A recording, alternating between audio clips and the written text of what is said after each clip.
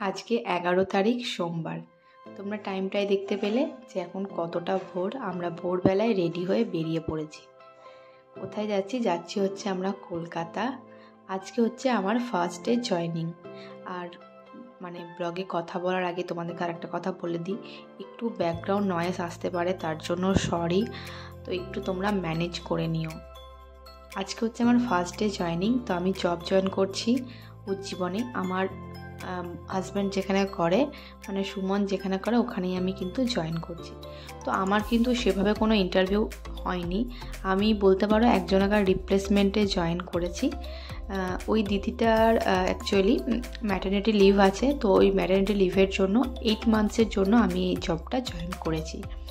এরপর 8 মান্থস পর আমি চাইলে অন্য কোনো পোস্টে যদি ভ্যাকেন্সি থাকে তো আমি করতেই পারি। তো এখন আপাতত 8 মাস তো করছি, তারপর আর কোন পোস্টে যাবো বা কী করবো সেটা তো তখন তোমাদের সাথে শেয়ার করব।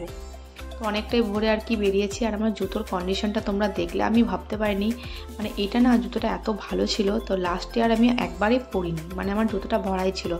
তো আমি যখন পরে বাড়ি থেকে বেরোই তখন আমি কিছু বুঝতে পারিনি। আস্তে আস্তে দেখছি যে জুতোর সোলটা না ছিঁড়তে থাকছে, ছিঁড়তে পুরোটা ট্রেনে আস্তে আস্তে পুরোটাই কিন্তু ছিঁড়ে গেল। যাই হোক, কী করব, নিরুপায়, খুবই আর কি খারাপ লাগছিল। তো হাওড়াতে নেমেই আর কি প্রথমে জুতো নিয়েছি একটা। তো জুতো কিনলাম, তারপরে বাস কিন্তু বুঝতে পারছিলাম না। বুঝতেই পারছো, হাওড়াতে নেমে এত বাস থাকে, খুঁজে পাচ্ছিলাম না কোন বাসে যাব। তো যাই হোক, তাকে জিজ্ঞেস করে বাসে চেপে গেছি। আর চাপার আগে একটু ব্রেকফাস্ট করে নিয়েছিলাম। তারপর আমরা চলে এসেছি নিউ টাউনে। আজকে আমাকে প্রথম দিন কলকাতায় জয়েন করতে বলেছিল। তো এসে পরে জয়েনিং করলাম। সেভাবে কিছু তো হয়নি, একটু আধটু যেটুকু যা আমার কাজের ব্যাপারে একটুখানি ইনফরমেশান আমি পেয়ে গেলাম।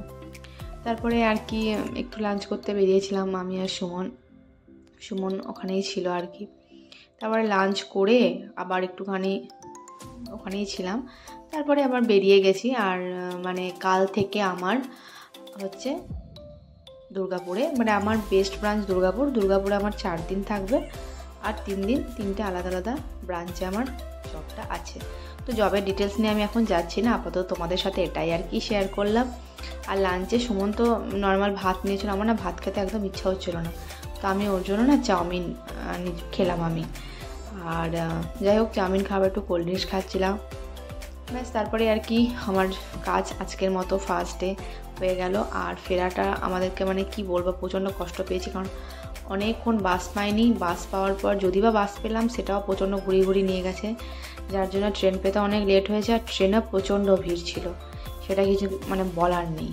তো যাই হোক, তোমাদের সাথে আস্তে আস্তে অফিসিয়াল ব্লগও আমি অবশ্যই শেয়ার করব, তোমরা দেখতে থাকো। আর জ্যাম, কলকাতার জ্যামে কিছু বলার নেই। আর অনেক কিন্তু জগদ্ধাত্রী ঠাকুর হয়েছিল, ওরাও দেখতে দেখতে আর কি ফিরছিলাম যখন আমরা বাসে করে আসছিলাম। আজকের ব্লগটা এতটা পর্যন্ত।